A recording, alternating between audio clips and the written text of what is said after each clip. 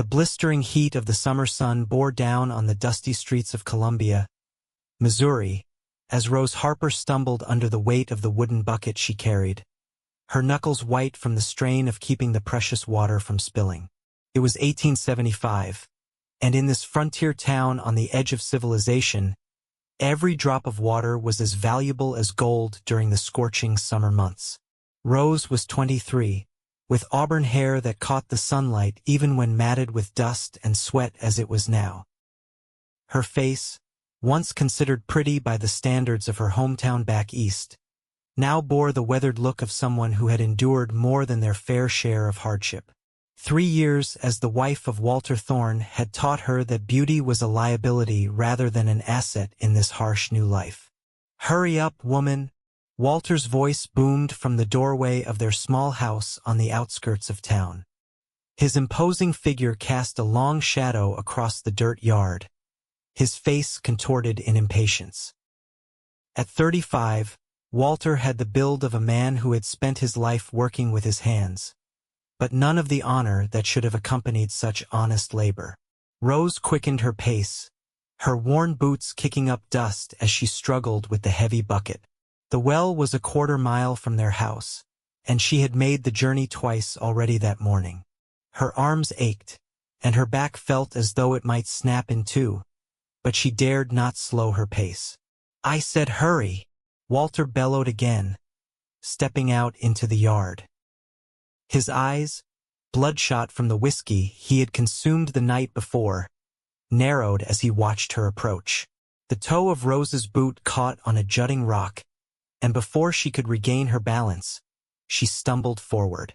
The bucket lurched in her hands, sending a cascade of water splashing onto the parched earth. In horror, she watched as more than half of its contents disappeared into the thirsty ground. "No," she whispered, her heart pounding as she righted herself and clutched the bucket closer.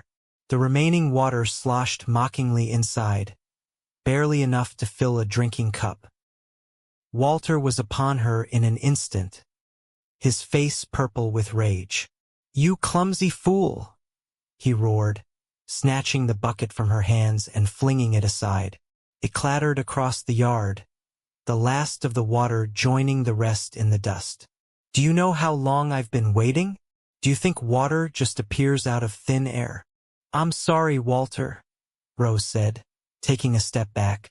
"I'll go back to the well right away.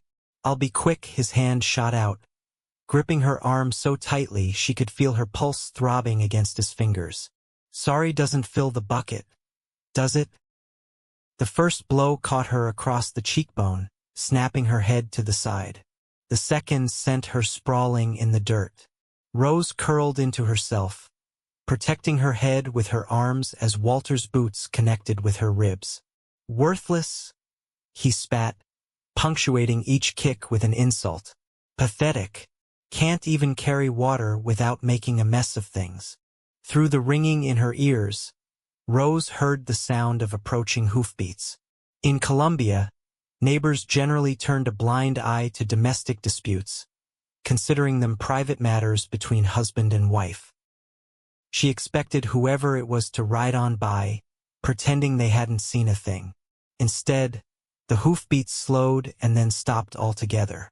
Through tear-blurred vision, Rose saw a pair of dusty boots step into her field of view. "That's enough," a deep voice said, the tone calm but carrying an unmistakable edge of steel. Walter turned, momentarily distracted from his assault. "Mind your own business, stranger. This is between me and my wife." Rose dared to look up. Standing a few feet away was a tall man with broad shoulders, dressed in the practical garb of someone who spent his life on horseback. A cowboy, by the look of him, though he didn't have the rough and ready appearance of the cattle drivers who occasionally passed through town. There was something more polished about him, despite the trail dust that covered his clothes. "When a man beats a woman in the street, it becomes everyone's business," the stranger said. He removed his hat, revealing sandy brown hair and eyes the color of a summer sky. His jaw was set in a hard line, but his gaze, when it briefly met Rose's, was gentle. Especially when it's over something as trivial as spilled water. Walter puffed out his chest, taking a threatening step toward the newcomer. "You'd best get back on your horse and ride on, mister, before I decide to teach you a lesson too." The stranger didn't flinch. Instead, he placed his hat carefully back on his head and adjusted it with a deliberate slowness that made Walter hesitate. "My name is Samuel Garner. I just bought the old Henderson place west of town, which makes us neighbors, I believe." Walter faltered, clearly reassessing the situation. Samuel Garner stood at least 3 inches taller than him and, despite his calm demeanor, had the look of a man who could handle himself in a fight. "Now," Samuel continued, "I'm going to help this lady up and then I'm going to fetch some fresh water. You're going to step back and cool your temper." Walter's face flushed darker. "You can't tell me what to do on my own property." Samuel's hand moved slightly, pulling back his coat just enough to reveal the holstered pistol at his hip. "I'm not telling. I'm suggesting. Strongly." For a tense moment, Rose thought Walter would charge at the stranger. But then she saw his shoulders slump fractionally. Walter was a bully, but he wasn't stupid. He recognized when he was outmatched. "Do what you want," Walter muttered, spitting on the ground. "She's not worth the trouble anyway." He turned and stalked back toward the house, pausing at the door. "But don't think this is over, Garner. Not by a long shot." The door slammed behind him, and Rose flinched at the sound. Samuel Garner knelt beside her, careful to keep a respectful distance. "Can you stand, madam?" he asked quietly. Rose nodded, though she wasn't entirely sure. Her ribs ached, and she could taste blood where her lip had split. Slowly, with as much dignity as she could muster, she pushed herself up to a sitting position. Samuel picked up the empty bucket from where it had landed and offered her his free hand. "Let me help you." Rose hesitated, and used to kindness from strangers and used to kindness at all, these past few years. But there was something in his steady gaze that compelled her to trust him, at least for the moment. She placed her trembling hand in his, allowing him to gently pull her to her feet. "Thank you," she murmured, hastily wiping at her tears with her sleeve. Samuel nodded, his expression grave as he took in the red mark blooming on her cheek. "The well's down that way?" he asked, gesturing toward the path she had been following. "Yes, but you don't have to." "I insist," he said firmly. "Rest here in the shade. I'll be back shortly." Before Rose could protest further, Samuel had taken the bucket and was striding purposefully down the path toward the well. She watched him go, a strange mix of gratitude and apprehension twisting in her stomach. Walter wouldn't take kindly to this interference, and once Samuel Garner was gone, she would bear the brunt of his resentment. Rose moved to the shade of the lone cottonwood tree that grew beside their house, wincing as each step sent pain shooting through her ribs. She touched her face gingerly, feeling the swelling that had already begun around her eye. It wasn't the first time Walter had struck her, but it was the first time someone had intervened. In the 3 years since their marriage, Rose had watched her husband transform from the charming, ambitious man she had agreed to follow west into a bitter, violent drunkard. The promise of land and opportunity had lured them from their comfortable life in Pennsylvania, but the reality of frontier living had proven harsher than either had anticipated. Walter's dreams of building a successful farm had withered in the face of drought, pests, and his own growing taste for whiskey. Rose had endured it all: the disappointments, the rage, the cruel words, and, eventually, the blows. She had nowhere else to go, no family to return to. Her parents had died of influenza the winter before she married Walter, and her only brother had headed to California to seek his fortune. She hadn't heard from him in over 2 years. The sound of approaching footsteps pulled her from her thoughts. Samuel Garner was returning, the bucket now full to the brim with clear water. He carried it effortlessly, his stride steady despite the weight. "Here we are," he said, setting the bucket down beside her. "Fresh water." "Thank you, Mr. Garner," Rose said, her voice barely above a whisper. "You didn't have to do that." Samuel crouched down so that they were at eye level. "No man has the right to treat a woman that way," he said, his voice low but intense. "No matter the provocation." Rose looked away, ashamed that this stranger had witnessed her humiliation. "It's not usually this bad," she lied. Samuel didn't respond immediately. Instead, he pulled a clean handkerchief from his pocket and dipped it into the bucket. "May I?" he asked, holding up the damp cloth. Rose nodded, too surprised to refuse. With surprising gentleness, Samuel dabbed at the blood on her lip, then carefully pressed the cool cloth against her swelling cheek. The relief was immediate, and Rose closed her eyes briefly at the soothing sensation. "You're Mrs. Thorne, I assume?" Samuel asked as he continued to tend to her injuries. "Rose," she said, opening her eyes. "Rose Harper Thorne. It's a pleasure to meet you, Rose, though I wish the circumstances were different." He offered a small, reassuring smile that transformed his serious face, creating crinkles at the corners of his eyes that suggested he smiled often when not confronting violent husbands. "How did you know our name?" Rose asked, realizing that he had addressed Walter by their surname earlier. Samuel dipped the handkerchief back in the water and wrung it out. "I've been in town for a few days, getting the lay of the land before moving into my new property. In a place like Columbia, people talk. The Thornes were mentioned as my closest neighbors. What did they say about us?" Rose couldn't help asking, though she dreaded the answer. Samuel's expression was neutral as he handed her the damp cloth. "Nothing of consequence. Just that Walter Thorne had brought a wife from back east a few years ago, and that his crops weren't doing as well as he'd hoped." It was a diplomatic answer, and Rose appreciated his tact. She knew the townspeople whispered about Walter's drinking and her bruises, but no one had ever interfered before. "Will you be all right?" Samuel asked, nodding toward the house where Walter had disappeared. "Is there somewhere you can go? Family nearby?" Rose shook her head. "No, there's no one." She managed a weak smile that pulled painfully at her split lip. "But don't worry about me, Mr. Garner. I'll be fine. Walter will calm down once he sleeps off last night's whiskey." Samuel frowned, clearly not convinced.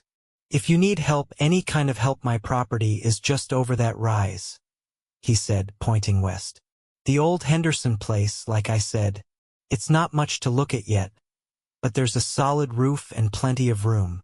The offer hung in the air between them, unexpected and tempting. For a brief, wild moment, Rose imagined simply walking away from this life, from Walter's rage and the constant fear. But reality quickly reasserted itself. She was a married woman, and in the eyes of the law and society, she belonged to her husband. "That's very kind, Mr. Garner, but—" "Sam," he corrected. "My friends call me Sam." "Sam," Rose repeated, the name feeling strangely intimate on her tongue. "Thank you for your concern, but I'll manage. Walter isn't always like this." Sam looked as though he wanted to argue, but instead, he merely nodded and stood up. "The offer stands regardless, day or night." He reached into his pocket and pulled out a small piece of paper, which he tucked into her hand. "This is for you, just in case." Rose glanced down and saw that it was a $5 note, more money than she had held in her own hands for months. "I can't accept this," she protested, trying to give it back. Sam gently closed her fingers over the money. "Consider it a welcome gift from a new neighbor.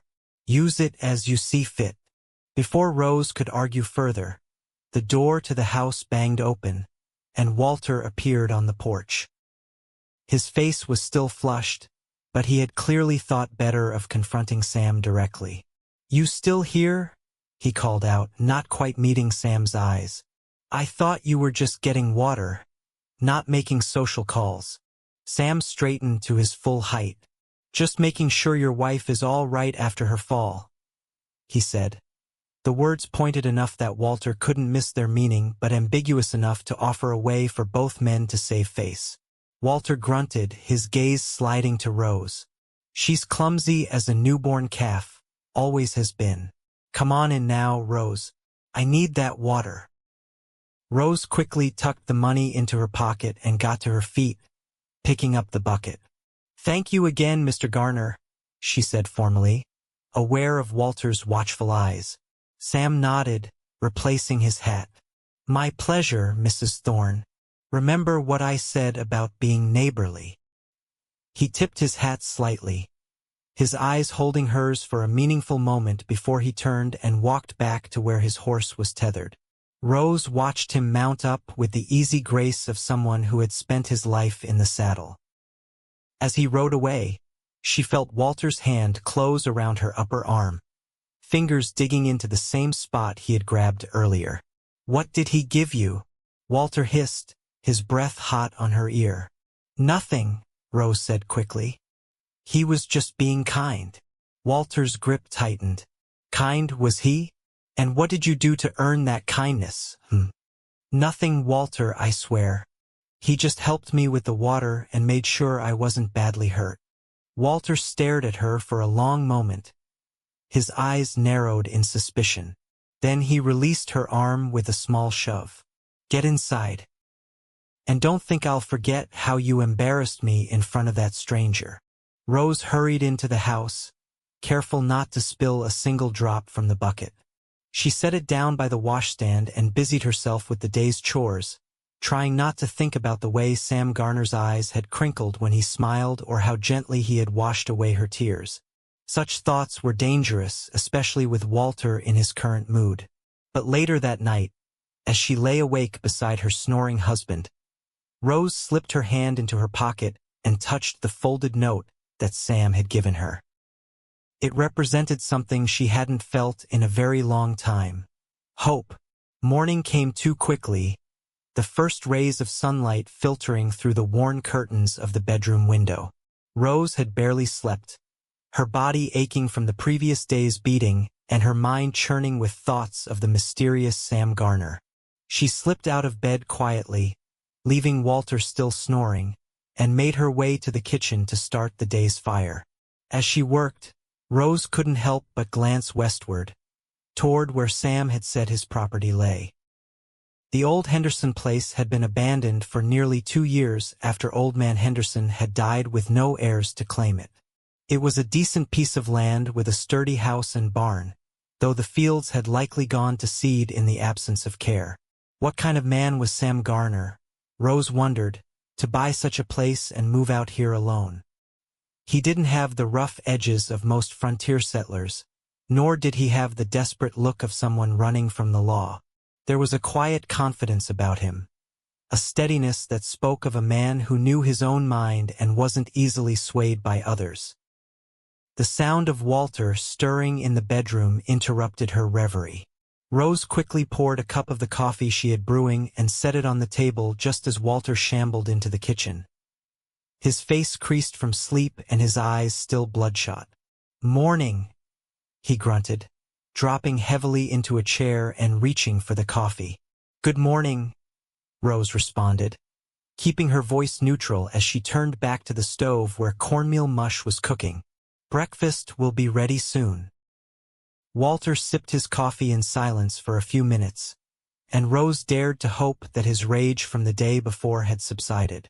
Sometimes, after a particularly bad outburst, Walter would be almost contrite, occasionally even gentle for a day or two before the cycle began again. "That new neighbor," Walter said suddenly, causing Rose to tense. "What did you make of him?"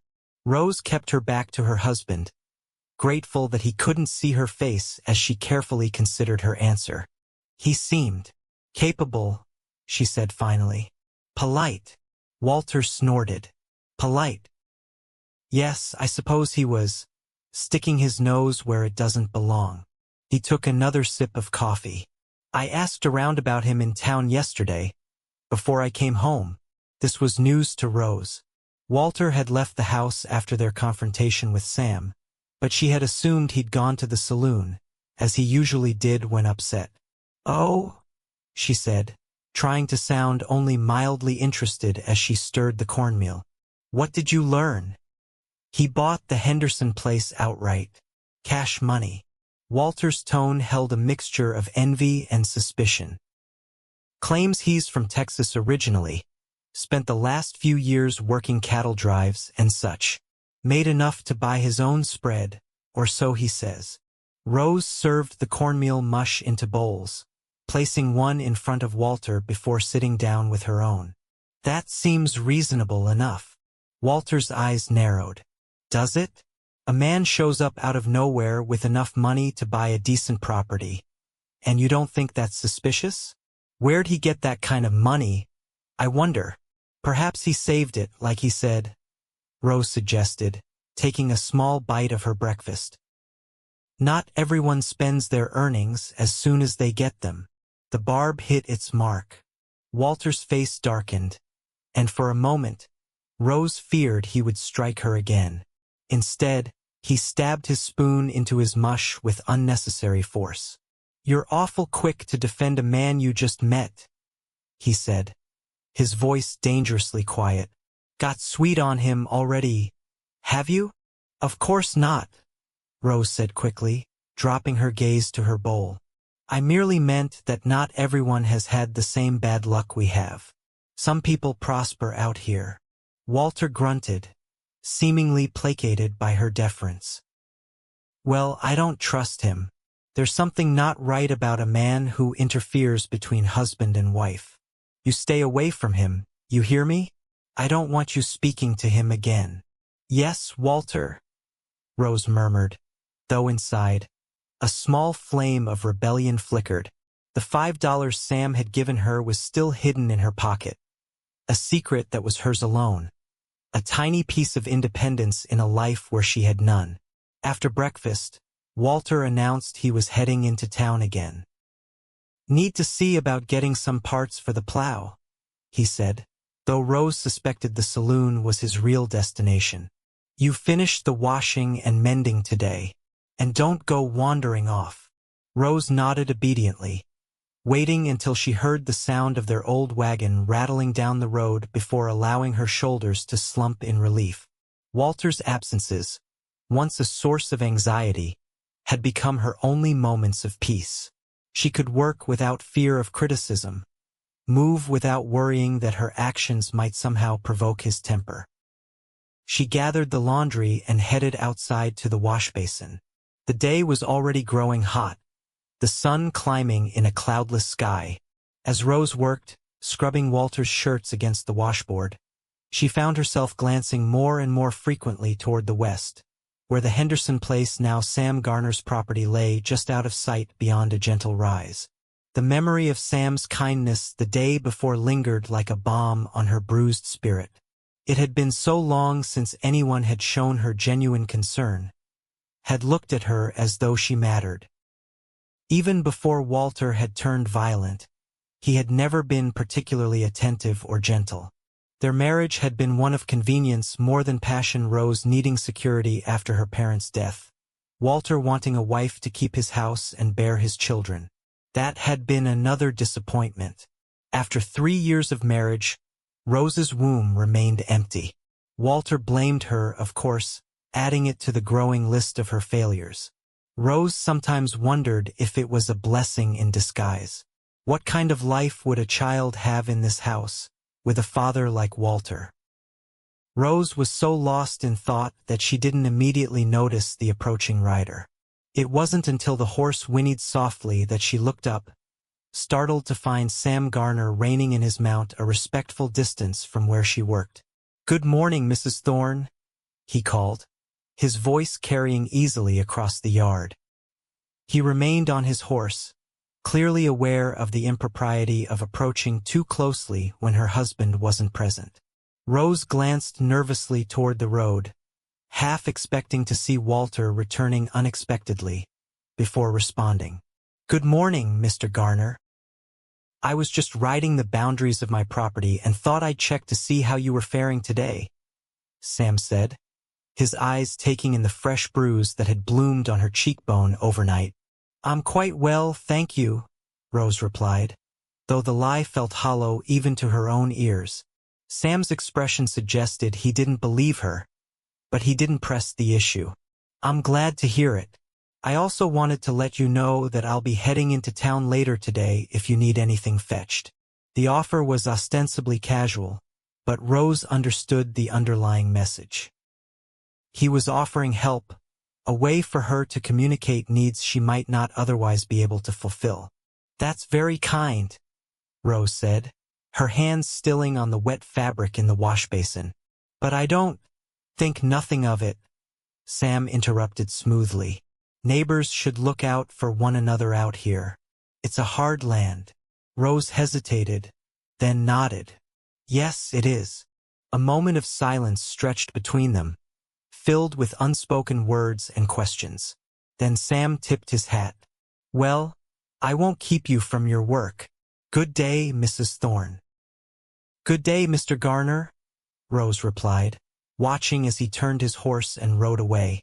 Only after he had disappeared from view did Rose realize she was clutching one of Walter's shirts so tightly that her knuckles had gone white. She released it, flexing her fingers to ease the stiffness, and tried to focus once more on her task.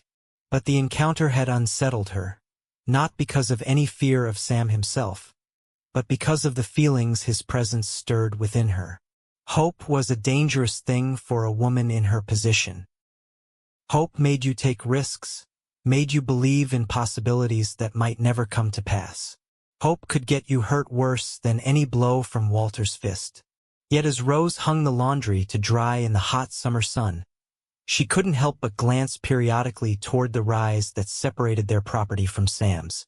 And each time she did, that dangerous spark of hope grew a little brighter. The days that followed fell into a pattern. Walter would leave for town most mornings, ostensibly on errands but returning in the late afternoon with whiskey on his breath. Rose would work tirelessly around the small farm, tending the meager vegetable garden that provided most of their food, cleaning the house and mending their worn clothing. And nearly every day Sam Garner would find some excuse to ride by. Sometimes he would stop to chat briefly, always maintaining a respectful distance. Other times he would merely tip his hat in greeting as he passed. But his eyes always lingered on Rose's face, noting any new bruises or signs of distress. Walter, for his part, grew increasingly suspicious of these encounters, though Rose was careful never to mention them. She would hear him muttering about that nosy Garner as he drank in the evenings, his resentment growing with each passing day. "What's he really after? That's what I want to know," Walter said one night, slouched in his chair by the fire, a half-empty bottle of whiskey dangling from his fingers. "No man takes that much interest in a neighbor's wife without wanting something." Rose kept her eyes on her mending, saying nothing. She had learned long ago that engaging with Walter when he was drinking only made things worse. "Maybe he's got his eye on our land," Walter continued, his words slightly slurred. "Maybe he thinks if he gets friendly with you, you'll convince me to sell cheap when times get hard." "I'm sure that's not it," Rose said softly, unable to help herself. "He seems to have plenty of his own land to manage." Walter's eyes narrowed. "You defending him again? What's between you two? Huh? You sneaking off to see him when I'm not around?" "No, Walter, of course not," Rose said quickly, setting aside her sewing and standing up. "It's getting late. Perhaps we should go to bed." Walter lurched to his feet, swaying slightly. "Don't change the subject. I asked you a question." "And I answered it," Rose said, fighting to keep her voice steady. "There's nothing between Mr. Garner and me. He's simply being neighborly." Walter took a step toward her, his face darkening. "Neighborly? Is that what they call it now?" Rose backed away, her heart beginning to race. Please, Walter, you're drunk. Let's just go to sleep. Don't tell me what to do in my own house. Walter roared, and Rose flinched, knowing what was coming. The first blow caught her on the shoulder as she turned away, sending her stumbling against the wall. The second hit her squarely in the back, driving the air from her lungs in a painful gasp. Rose slid to the floor, curling into a protective ball as Walter's boots connected with her ribs. She tasted blood where she had bitten her tongue and felt a warm trickle down her temple where her head had struck the wall. Worthless, ungrateful, whore. Walter punctuated each word with another kick, his rage building rather than dissipating with each blow. Through the haze of pain, Rose became aware that this beating was different from the others. There was a frenzy to Walter's movements, a lack of control that frightened her more than his usual calculated violence. He wasn't going to stop, she realized with sudden clarity. Not until she was seriously hurt or worse. Acting on instinct rather than conscious thought, Rose uncurled slightly and lashed out with her foot, catching Walter in the knee. He howled in pain and staggered backward, giving her just enough time to scramble to her feet and dart past him toward the door. Get back here! Walter bellowed behind her, but Rose was already outside, running barefoot into the night, her only thought to get away, to find safety. Without conscious decision, her feet carried her westward, toward the rise that separated their property from Sam's. The night was dark, the moon hidden behind clouds, but Rose knew this land well enough to navigate by feel and memory. Her lungs burned, and each jarring step sent pain shooting through her battered body, but fear drove her onward. Behind her, she could hear Walter shouting, his voice growing fainter as the distance between them increased. He wouldn't follow her far, she knew. In his drunken state, he would soon tire or forget why he was chasing her in the first place. But she couldn't go back, not tonight, perhaps not ever. The thought both terrified and exhilarated her. To leave Walter would mean becoming an outcast, a woman who had abandoned her marriage vows. But to stay might well mean death, whether quick at Walter's hands or slow from the gradual breaking of her spirit. As Rose crested the rise, she saw lights burning in the windows of the Henderson place, Sam's home now. She hesitated only briefly before continuing toward it, drawn by the promise of safety that those warm lights represented. By the time she reached the front porch, Rose was gasping for breath, her legs trembling with exhaustion. She raised a shaking hand and knocked on the door, praying that Sam would answer, that he wouldn't turn her away. The door opened almost immediately, spilling golden lamplight onto the porch. Sam stood framed in the doorway, a book in one hand, surprise evident on his face as he recognized his late-night visitor. "Rose," he said, her given name slipping out in his shock. Then his eyes widened as he took in her disheveled appearance, the blood on her temple, the bruises already forming on her face. "My God! What happened?" "I'm sorry," Rose gasped, swaying on her feet. "I didn't know where else to go." Sam moved quickly, setting aside his book and stepping forward to catch Rose as her knees buckled. "Easy now," he murmured, gathering her carefully against his chest. "I've got you. You're safe." With gentle strength, he carried her inside, kicking the door shut behind them. Rose caught brief impressions of a neat, well-furnished room before Sam was lowering her onto a comfortable sofa near the fire. "Let me look at you," he said, his voice tight with barely controlled anger as he examined her injuries. "Has anything broken, do you think?" Rose shook her head, then winced at the movement.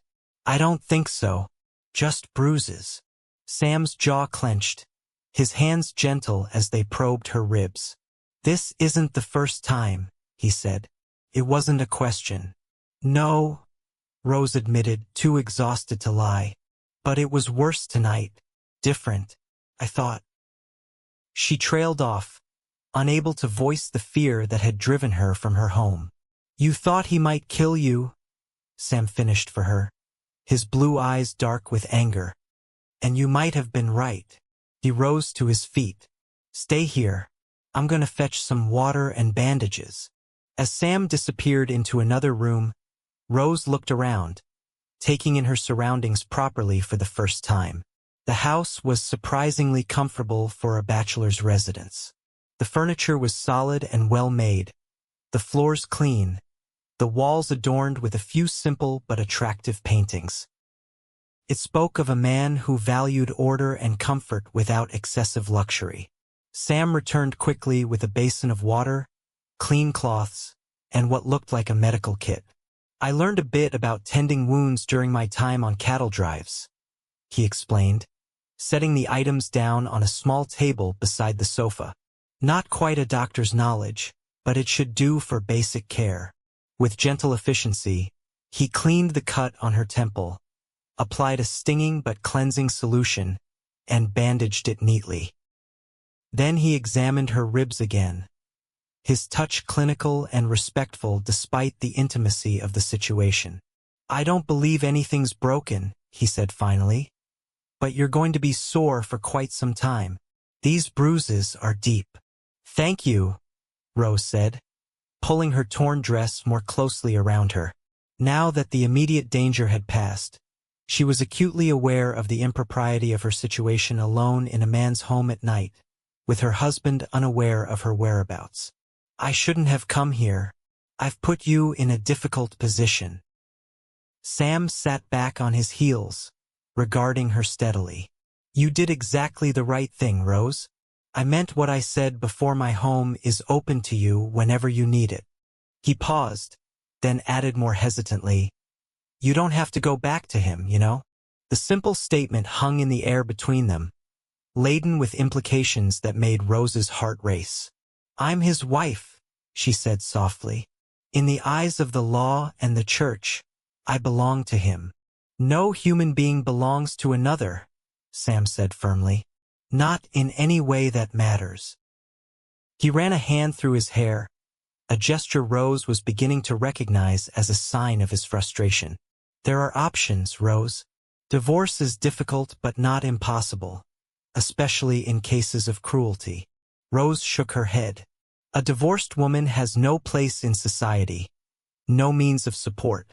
I have no skills beyond keeping house, no family to return to." "You could," Sam began, then stopped himself. He took a deep breath.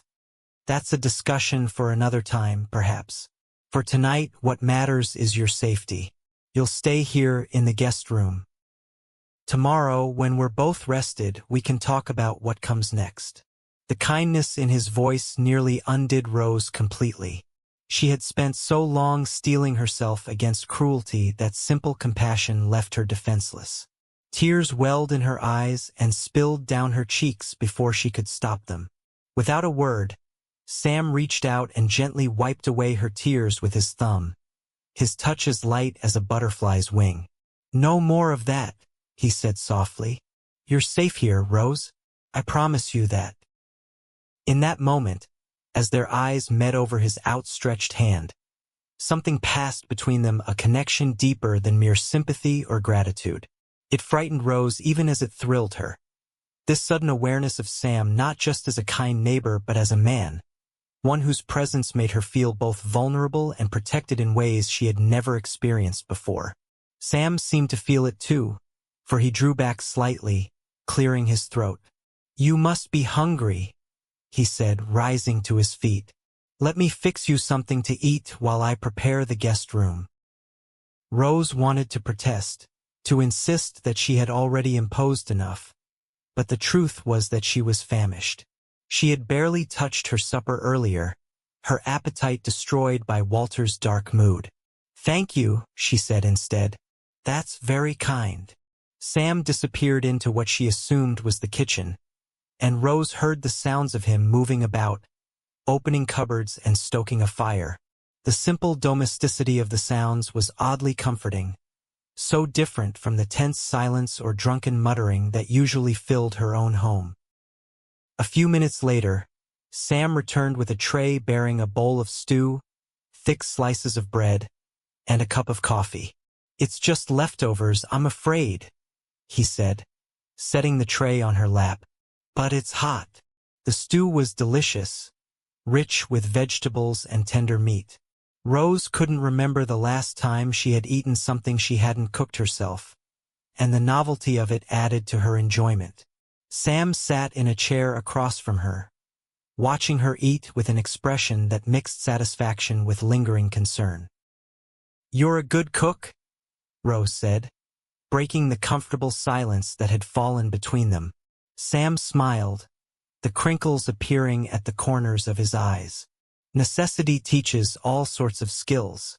When you're on the trail with a bunch of cowboys, you learn to cook or you eat charred beans for months on end."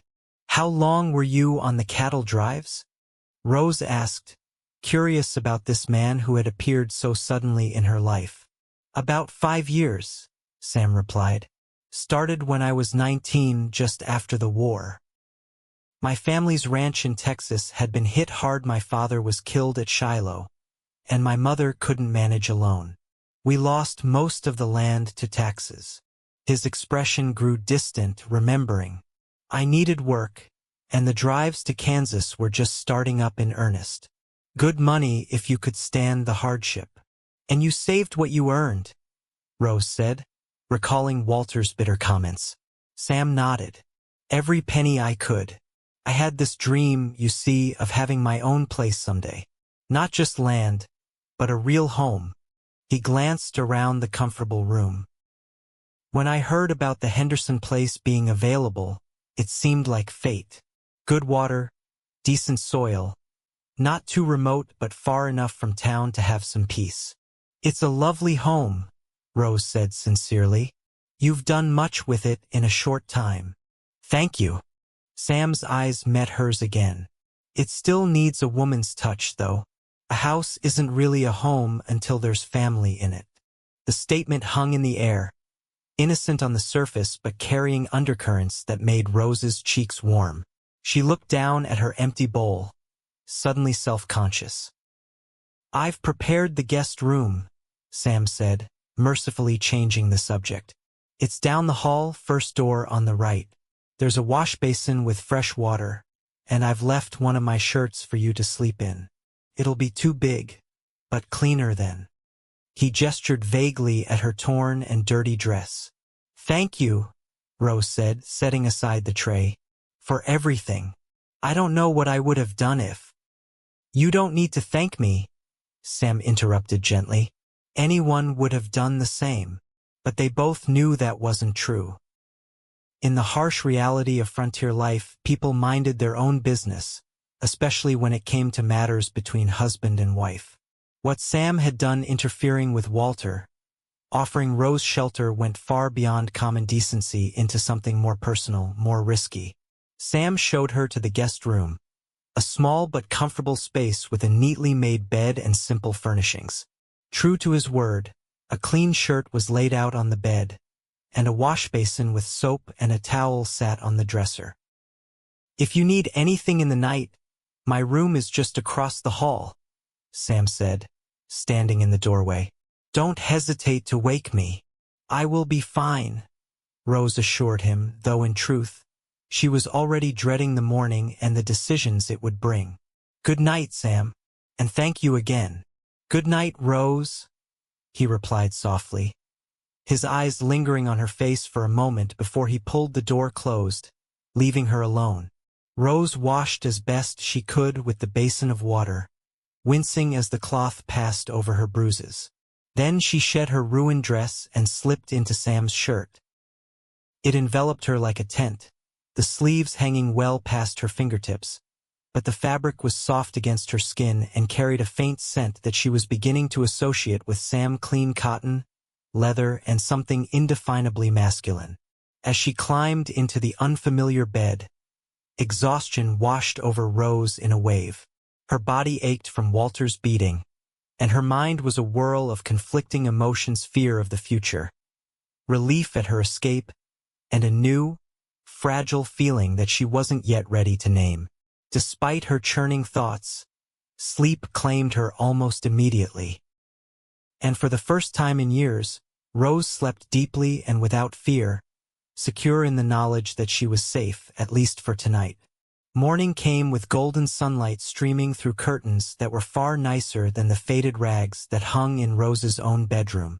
For a moment, she lay disoriented, unsure of where she was. Then the events of the previous night rushed back, along with the pain in her ribs and the throbbing of her temple where Walter's blow had connected.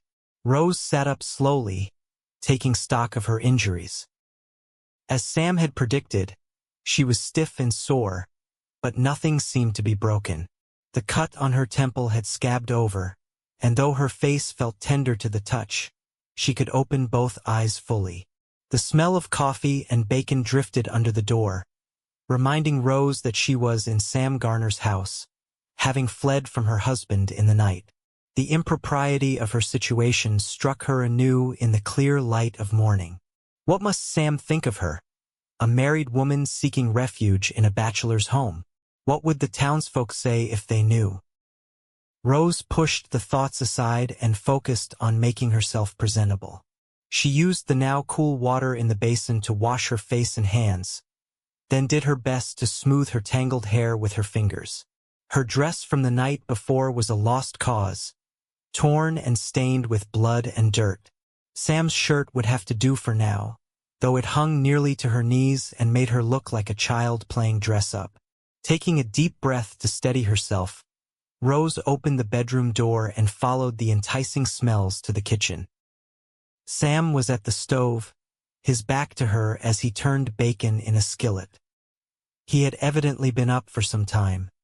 He was fully dressed, his hair neatly combed, his shirt sleeves rolled up to reveal muscular forearms dusted with golden hair. "Good morning," Rose said softly, suddenly self-conscious about her appearance. Sam turned, and the smile that lit his face at the sight of her chased away some of Rose's anxiety. "Good morning. How are you feeling?" "Better, thank you," Rose said, though it wasn't entirely true. Her body ached, and the uncertainty of her situation weighed heavily on her mind. Sam's eyes took in her appearance, lingering for a moment on the oversized shirt before quickly returning to her face. "I'm glad to hear it. Sit down, breakfast is almost ready." Rose took a seat at the kitchen table, watching as Sam efficiently dished up plates of bacon, eggs, and biscuits. There was an easy grace to his movements, a confidence born of self-sufficiency. "Coffee?" he asked, setting a plate in front of her. "Please," Rose nodded, her mouth already watering at the sight of the food. For all his faults, Walter had never expected her to cook for him while injured. Of course, in most cases, he had been the cause of those injuries, so perhaps it had been guilt rather than consideration that had stayed his demands. Sam poured coffee for both of them and sat down across from Rose. For a few minutes, they ate in companionable silence, the only sounds the clink of cutlery against plates and the occasional birdsong from outside. "I've been thinking," Sam said finally, setting down his coffee cup, "about your situation." Rose tensed, her appetite suddenly diminished. "I should go back," she said quietly, though the very thought made her stomach clench with dread. "Walter will be worried." "Walter will be angry," Sam corrected gently, "and likely still drunk, if his usual habits hold. Going back now would be dangerous, Rose." "I can't stay here," Rose protested, though part of her desperately wanted to do just that. "It isn't proper. People will talk." "Let them," Sam said with a dismissive wave of his hand. "I've never much cared for gossip." "Easy for you to say," Rose said, a flash of annoyance cutting through her gratitude. "Men can weather scandal. Women are destroyed by it." Sam had the grace to look chastened. "You're right, of course. I apologize." He pushed his plate away, his expression turning serious. "But that doesn't change the fact that returning to Walter would be putting yourself in harm's way. I can't in good conscience allow that." "Allow?" Rose repeated, bristling at the word despite knowing that Sam meant well. "I appreciate your concern, Mr. Garner, but my choices are my own to make, limited though they may be." "Sam," he corrected automatically, then sighed. "I'm handling this poorly." "I don't mean to dictate to you, Rose. I only want to help." The sincerity in his voice diffused Rose's momentary flash of indignation. "I know," she said more gently, "and I'm grateful, truly.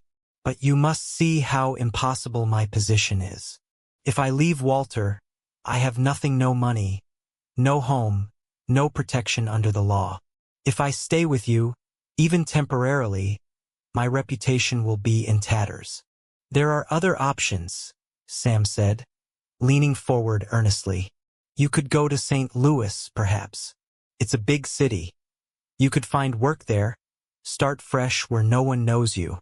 "With what money?" Rose asked practically. "And doing what?"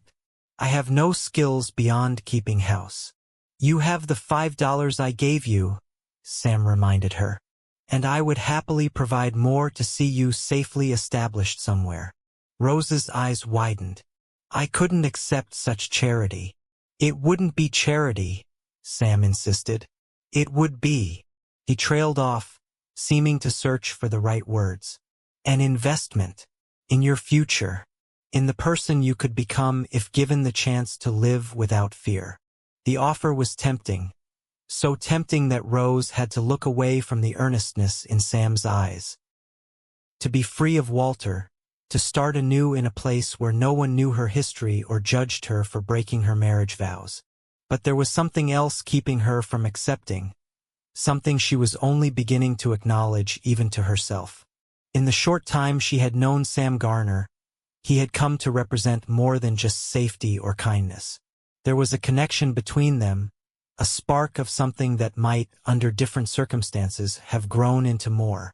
The realization both thrilled and terrified her. She was a married woman, bound by vows she had taken before God and witnesses. To harbor feelings for another man, no matter how kind or deserving, was a sin. And yet, as she sat across from Sam in the warm sunlight of his kitchen, Rose couldn't deny that her heart quickened when he smiled, that she felt more truly herself in his presence than she had in years. "I need time," Rose said finally, "to think, to consider my options." Sam nodded, relief evident in the relaxing of his shoulders. "Of course, take all the time you need. You're welcome to stay here for as long as necessary." "No more than a day or two," Rose said firmly, knowing that even that was pushing the boundaries of propriety.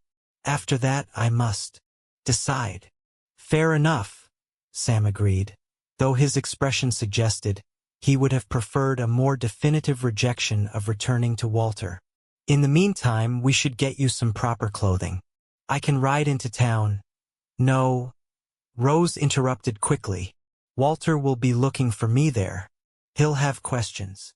Sam frowned, considering. "You're right, and it would be better if the townspeople didn't see me buying women's clothing." He thought for a moment, then his face brightened. "Mrs. Peterson." "Who?" Rose asked, confused by the non sequitur. "My nearest neighbor to the east," Sam explained. "Elderly widow, lives alone about 2 miles from here. She's been very kind since I arrived, bringing over baked goods and offering advice about the local soil. I think she sees me as something of a surrogate son." He smiled fondly. "She's about your size, perhaps a bit stouter. I could ask if she has any clothing she could spare." Rose hesitated, unsure about involving another person in her predicament. "Won't she wonder why you're asking?" "I'll tell her the truth," Sam said simply. "Or at least part of it. That a woman in need has come to me for help, and I'm doing what I can to assist her." He stood, gathering their empty plates. "Mrs. Peterson is no gossip, Rose.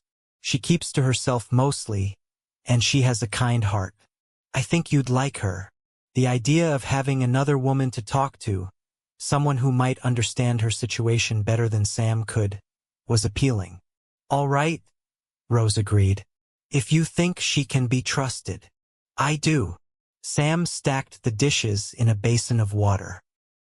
"I'll ride over there now if you're comfortable staying alone for a bit. It shouldn't take more than an hour or two." Rose nodded, rising to help with the washing up. "I'll be fine, and I can take care of these while you're gone." Sam looked as though he wanted to protest, but then seemed to think better of it. "Thank you," he said instead. "Make yourself at home. There are books in the sitting room if you get bored." As Sam prepared to leave, Rose was struck by the strange domesticity of the scene, the shared breakfast, the casual division of chores, the easy conversation. It was so different from her life with Walter, where meals were often tense affairs and every interaction carried the potential for conflict. "I'll be back as soon as I can," Sam said, pausing at the door to give her a reassuring smile. "Try to rest. Your body needs time to heal." After he left, Rose busied herself with the dishes, finding comfort in the familiar task.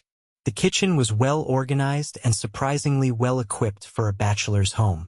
Sam evidently took his cooking seriously. When the dishes were done, Rose explored the house more fully, curious about the man who had so unexpectedly become her protector. The sitting room was comfortable but not ostentatious, with a well-stocked bookshelf that spoke of a mind interested in more than just farming and ranching. Rose ran her fingers along the spines, noting titles on history, science, and literature alongside more practical volumes on agriculture and animal husbandry.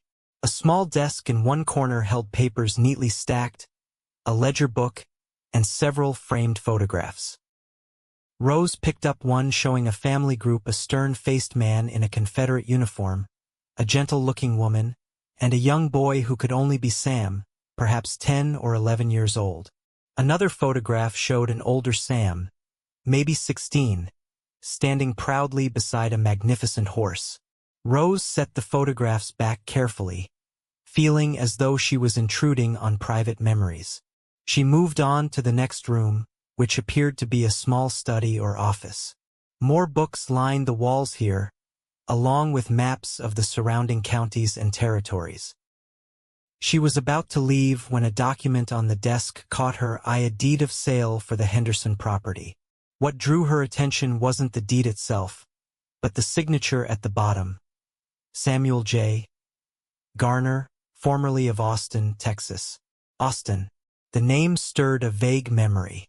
Walter had once mentioned something about Austin in connection with a string of bank robberies that had made the newspapers a few years back. Something about a gang led by a man named. Rose couldn't quite recall. But she remembered Walter's admiration for the boldness of the robberies, which had targeted banks that had foreclosed on small farmers during hard times. Rose shook her head, dismissing the thought.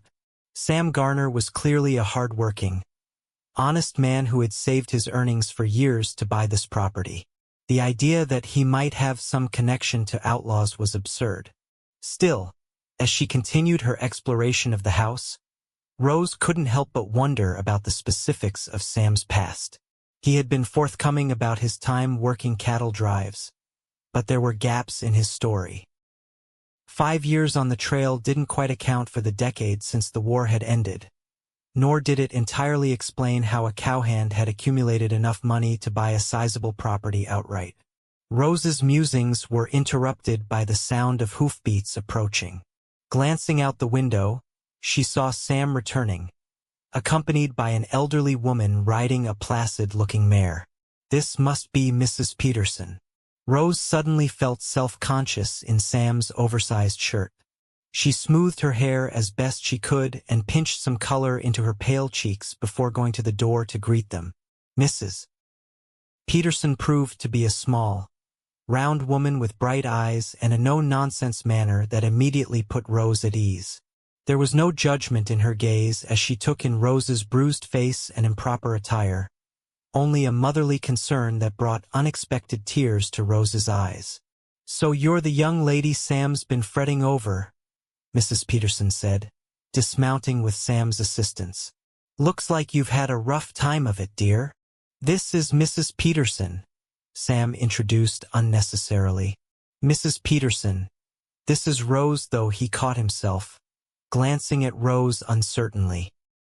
"Just Rose is fine," Rose said quickly, not wanting to hear her married name spoken in this place that had become a sanctuary. "Thank you for coming, Mrs. Peterson. Call me Martha, dear. Everyone does." The older woman handed Sam a bundle wrapped in brown paper. "I've brought a few things that should fit you well enough. Nothing fancy, mind you, but clean and serviceable." "Thank you," Rose said again, genuinely touched by the woman's kindness to a stranger. "I don't know how to repay you." Martha waved away the thanks. "No need for that. Women should help each other in this world. God knows the men don't always understand what we go through." She cast a fond but exasperated glance at Sam, who had the grace to look sheepish. "I'll put on some coffee," Sam said, clearly recognizing when female company might be preferred. "You ladies can talk in the sitting room." Once Sam had disappeared into the kitchen, Martha sat down beside Rose on the sofa, her shrewd eyes taking in the younger woman's injuries more carefully. "Husband?" she asked bluntly. Rose nodded, unable to meet the older woman's gaze. "Thought as much." Martha sighed heavily. "My sister went through something similar years ago. Married a man with a temper and a taste for whiskey. Took her 3 broken ribs and a dislocated shoulder before she found the courage to leave him." "What happened to her?" Rose asked, curious despite herself. "She went to Chicago, found work as a seamstress. Eventually remarried a kind man. A widower with 2 young children who needed a mother." Martha smiled at the memory. "She's happy now. Has 4 grandchildren and another on the way." The story offered a glimpse of a future Rose had barely dared to imagine, one where escape led not to destitution and shame, but to a new life, perhaps even a happier one. "Sam tells me you're considering your options," Martha continued, her tone practical rather than prying. "It's good to take time to think, but don't take too long. Men like your husband don't improve with age, and they don't take kindly to being left, even temporarily." "I know," Rose said softly, "but it's not a simple matter. There are laws, social conventions, laws and conventions that were made by men, for men." Martha interrupted, not unkindly. "Sometimes a woman has to make her own justice in this world." She paused, studying Rose's face. "That's a fine young man in there," she added, nodding toward the kitchen where they could hear Sam moving about. "Kind-hearted, respectful, the sort who sees a woman as a person, not a possession." Rose flushed, wondering if her growing feelings for Sam were so transparent that even a stranger could see them. "He's been very kind," she said carefully. Martha's eyes twinkled knowingly. "More than kind, I'd wager, though not in the way some might assume. There's a difference between a man who helps because he wants something in return and one who helps because it's the right thing to do." She patted Rose's hand. "Sam Garner is the latter sort. They're rare, those men. Worth keeping around when you find one." Before Rose could respond to this surprisingly direct advice, Sam returned with a tray bearing coffee and some of Martha's homemade cookies, which she had apparently brought along with the clothes. The conversation turned to more general topics: the weather, the prospects for the harvest, local news from Columbia. Rose found herself relaxing in Martha's company, drawn in by the older woman's warmth and practical wisdom. There was no hint of judgment or disapproval in Martha's manner, only a matter-of-fact acceptance that life was complex and that people, especially women, sometimes had to make difficult choices. After about an hour, Martha announced that she needed to get back to her own place. "Got chickens to feed and bread to bake," she said, rising from the sofa. "But I'll come by again tomorrow if that's all right. Bring you some of my liniment for those bruises. Works wonders on sore muscles." "I'd like that," Rose said sincerely. "Thank you again for the clothes and for everything." Martha's eyes softened. You remember what I said, dear? About making your own justice. She turned to Sam. You take good care of her, young man, and keep that shotgun of yours loaded, just in case. Sam nodded, his expression serious. I will, Mrs. Peterson. You can count on that. After Martha had left, Rose opened the package of clothing. Inside were 3 simple dresses, 2 nightgowns, undergarments, a shawl, and even a pair of sturdy shoes that looked to be close to her size. It was more than Rose had expected, a veritable trousseau of practical garments that would allow her to maintain her dignity while she decided on her next steps. Martha is very generous, Rose said, running her fingers over the clean fabric of one of the dresses. She has a good heart, Sam agreed. And she's taken a liking to you, I can tell. Rose gathered up the bundle of clothing. I think I'll change now, if you don't mind. I feel more myself in proper attire. Sam nodded, a faint flush coloring his cheeks as he was reminded again of Rose's current state of undress. Of course. Take your time. In the privacy of the guest room, Rose stripped off Sam's shirt and dressed in one of Martha's simple cotton dresses. It was a bit loose around the waist and tight across the bust, but far better than what she had been wearing. There was even a hairbrush among the items, which Rose used gratefully to tame her tangled locks. Looking at herself in the small mirror that hung on the wall, Rose was struck by how different she appeared from the frightened woman who had fled her home the night before. The bruises were still there, of course, vivid against her pale skin. But there was something else in her reflection, now a spark in her eyes that had been missing for a long time, a hint of determination in the set of her jaw. For the first time in years, Rose was beginning to believe that she might have choices, options beyond enduring Walter's abuse until one of them died. It was a terrifying thought, but an exhilarating one too. When she rejoined Sam in the sitting room, he looked up from his book and smiled warmly. You look, he began, then seemed to reconsider his words. Better. More comfortable. I feel better, Rose admitted, taking a seat across from him. Martha is a kind soul. She is, Sam agreed, and she gives good advice from what I've seen. Rose wondered what exactly Martha had said to Sam while she was changing, but decided not to ask. Instead, she broached a subject that had been on her mind since her exploration of the house earlier. Sam, may I ask you something personal? He set aside his book, giving her his full attention. Of course. Your time in Texas before the cattle drives. What did you do then? The question seemed to catch him off guard. A shadow passed across his face, so briefly that Rose might have imagined it if not for the slight tensing of his shoulders. I worked on my family's ranch mostly, he said after a moment. Why do you ask? Just curious, Rose said, trying to keep her tone casual. You mentioned that your father died at Shiloh, and that your family lost most of their land afterward. But you would have been, what, 15 or 16 then? Too young for the war yourself. Sam nodded slowly. That's right.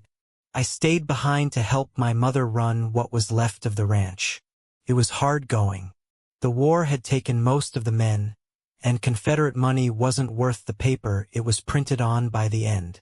And then you joined the cattle drives at 19, Rose continued, trying to fit the pieces together. But that still leaves a few years unaccounted for. Sam's expression was carefully neutral now. You have a good memory for details, Rose. My father was a schoolteacher, she explained. He valued precision in language and thought. It's a habit that stayed with me. She paused, then added softly, You don't have to answer if it makes you uncomfortable. I'm just trying to understand the man who has shown me such kindness. Sam was silent for a long moment, his eyes focused on something beyond the walls of the room. When he finally spoke, his voice was quieter, tinged with an emotion Rose couldn't quite identify. After the ranch failed, I did what a lot of young men did in Texas in those days. I drifted. Took odd jobs where I could find them. Some were more respectable than others. He met her gaze directly. I never did anything I was ashamed of, Rose. But I did things that the law might view differently. You were an outlaw? Rose said, the words falling between them like stones. Sam didn't flinch. For a time. Nothing violent, I want you to understand that. I never hurt anyone. But yes, I rode with men who took from those who had already taken too much from others. The Austin bank robberies, Rose said, the memory suddenly clear. The James gang. A hint of surprise crossed Sam's face. You've heard of them? Walter mentioned them once. He seemed to admire their methods. Sam's mouth twisted in a wry smile. There wasn't much to admire. We were young, angry at a world that had taken our fathers, our homes, our futures. We thought we were evening the score, taking back what had been stolen from families like mine. He sighed. It took me a while to realize that one wrong doesn't justify another. What happened? Rose asked, finding herself not repelled by his confession but oddly drawn in, curious about this chapter of his life. A job went wrong. Not one I was directly involved in, but close enough that I knew it was time to get out. A guard was shot. He lived, but it was a near thing. Sam ran a hand through his hair, a gesture Rose now recognized as a sign of his discomfort. I left the next day, headed north with nothing but my horse and the clothes on my back. Found work on a cattle drive heading up to Kansas, and never looked back. And the money for this place? Rose couldn't help asking. Was that from? No, Sam said firmly. I meant what I said about saving my earnings from the cattle drives. It took years of hard work and careful saving, but every dollar that bought this land was honestly earned. He leaned forward, his eyes intent on hers. I'm not that angry young man anymore, Rose. I've built a life I can be proud of, a clean slate. Rose believed him. There was an integrity to Sam that couldn't be feigned, a steadiness that spoke of a man who had found his moral compass after losing his way for a time. Thank you for telling me the truth, she said quietly. It can't have been easy. You deserve to know, Sam replied simply, especially if you're considering. He trailed off, leaving the implications of his words hanging in the air between them. Rose's heart quickened. Was he suggesting what she thought he was? That there might be a future for them, beyond her current crisis? The idea was simultaneously thrilling and terrifying. I don't know what I'm considering yet, she said honestly. Everything has happened so quickly. 2 days ago, my life had a clear, if unhappy, path. Now everything is uncertain. Uncertainty can be a gift, Sam said, his voice gentle. It means the future isn't fixed. That there are possibilities you haven't yet imagined. Before Rose could respond, they both heard the sound of an approaching wagon, the wheels rattling on the rutted dirt road that led to the house. Sam was on his feet in an instant, moving to the window. His expression darkened as he looked out.